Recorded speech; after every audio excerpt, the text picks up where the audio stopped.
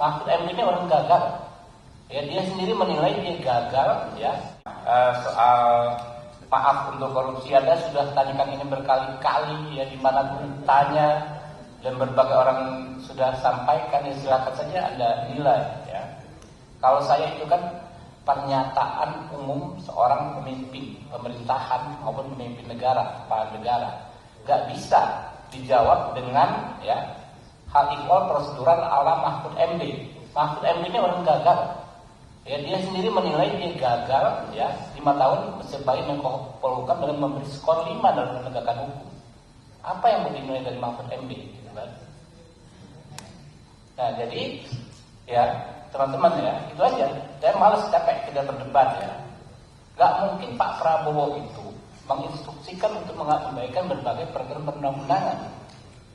Intinya adalah semua protokol hukum kita memang ditujukan untuk memaksimalisasi pengembalian kerugian keuangan negara. Itu stressingnya. Gitu. Jadi yang diperdebatkan kalau pengembalian keuangan negara bagaimana orang dihukum, enggak gitu. Kita ini memperdebatkan hal yang remeh-temeh tapi melupakan hal yang paling substansi dalam pemberantasan korupsi. Tinggal saja para negara, kepolisian, kejaksaan, KPK menerjemahkan arahan Pak Prabowo itu sesuai dengan hukum dan perundang-undangan yang berlaku. Jadi Pak Mahfud jangan menghasut bahwa Pak Prabowo mengajarkan melanggar hukum dan lain sebagainya. Gitu. Oke? Terus hal Masiku dan lain sebagainya silakan saja KPK memproses. Ya. Iya, saya heran ya. Menteri terkait dengan hukum itu sukanya mencari dalil atau pasal pembenar terhadap apa yang disampaikan oleh Presiden. Seperti kasus pemulangan narapidana ke luar negeri, katanya hanya tactical arrangement gitu, padahal ada hukum yang melarang. Yang ini lagi gagasan Pak Prabowo untuk kemungkinan memberi maaf kepada koruptor asal mengaku secara diam-diam dan mengembalikan kepada negara secara diam-diam. Itu kan salah. Undang-undang korupsi tidak membenarkan itu, hukum pidana tidak membenarkan itu.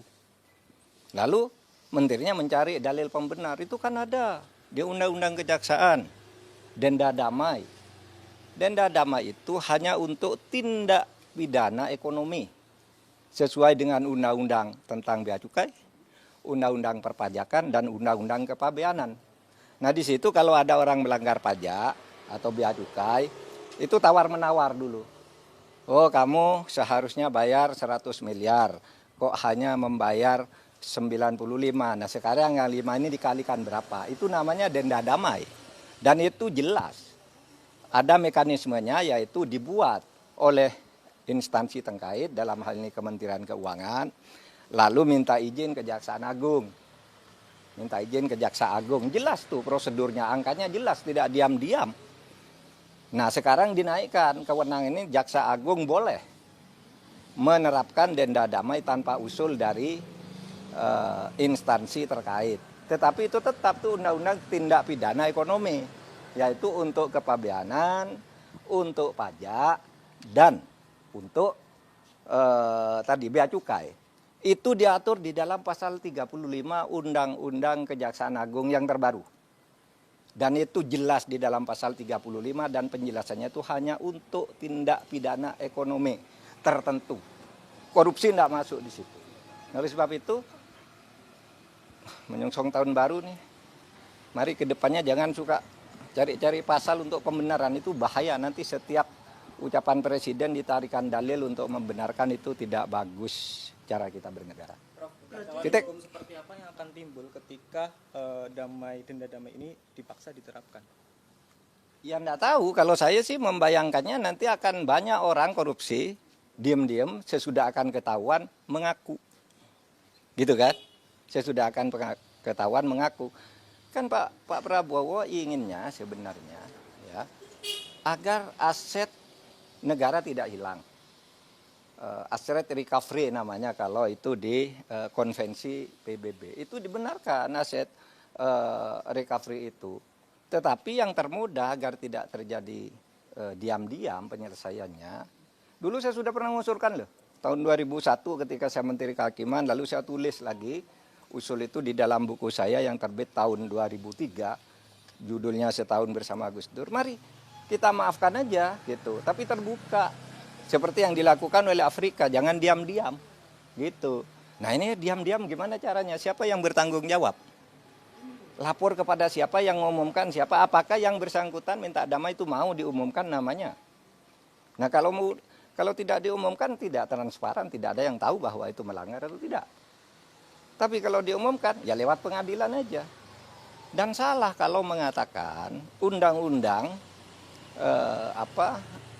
untuk mengembalikan aset itu tidak ada jalannya. Kalau mau ya undang-undang perampasan aset diberlakukan aja, undang-undang perampasan aset yang sudah dituju oleh DPR sama pemerintah dulu, tapi lalu macet di DPR. Itu saja diundangkan, itu lebih gampang ya, undang-undang perampasan aset itu kan bisa dilakukan begitu. Oke? Prof, berarti Prof Mahfud menilai bahwasanya apa yang disampaikan oleh Menteri Hukum itu salah kaprah, Prof? Saya kira bukan salah kaprah, salah beneran.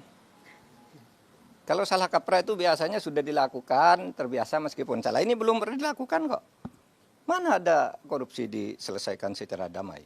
Itu korupsi baru, namanya kolusi. Kalau diselesaikan secara damai. Dan itu sudah sering terjadi kan? Diselesaikan diam-diam antar penegak hukumnya yang ditangkap. Kalau menyelesaikan diam-diam kan banyak tuh yang terjadi. Jaksa, polisi, hakim masuk penjara kan mau menyelesaikan diam-diam. Iya toh, itu sama aja.